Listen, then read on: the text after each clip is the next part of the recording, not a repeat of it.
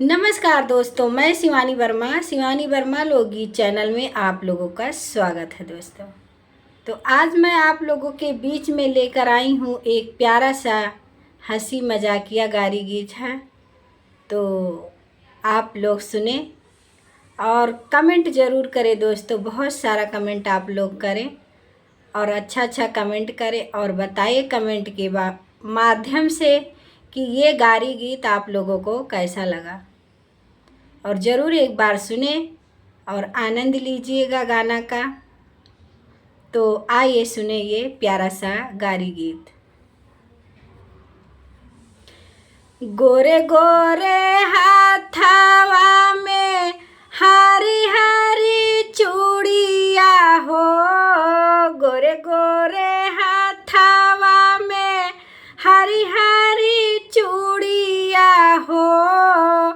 अरे आगे पीछे सोहे कंगनवा, हाँ सीताराम से भजो। अरे आगे पीछे सोहे कंगनवा, हाँ सीताराम से भजो।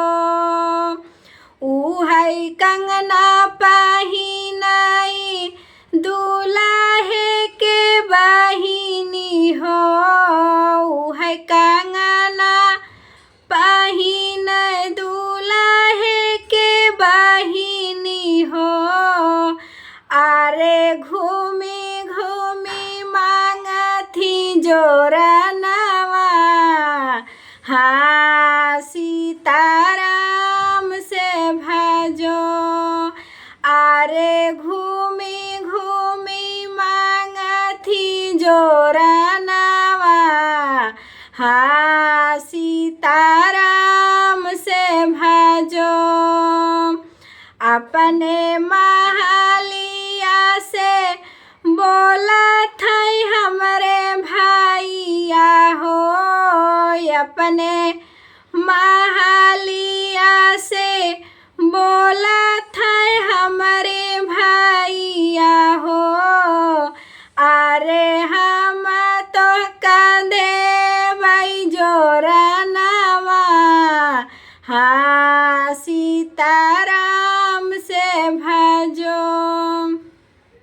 अरे आवा हम तो कंधे भाई जोरनवा, हाँ सीताराम से भजो।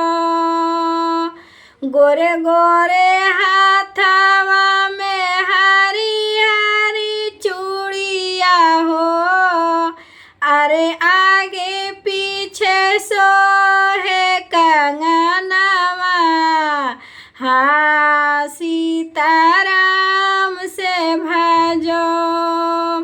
अरे आगे पीछे सोहे कंगनवा, हाँ सीताराम से भजो।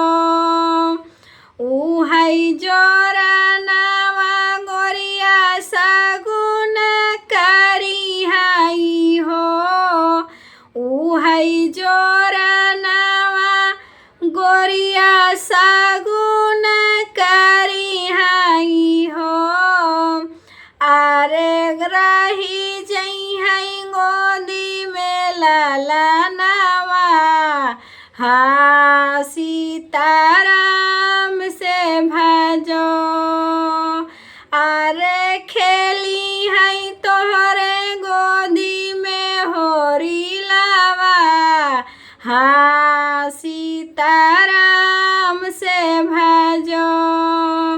अरे खेली हई तोरे गोदी में ललनवा, हाँ सीताराम से भजो। गोरे गोरे हाथवा में हरी हरी चूड़िया हो, गोरे गोरे हाथवा में हरी हरी चूड़िया हो। अरे आगे पीछे सो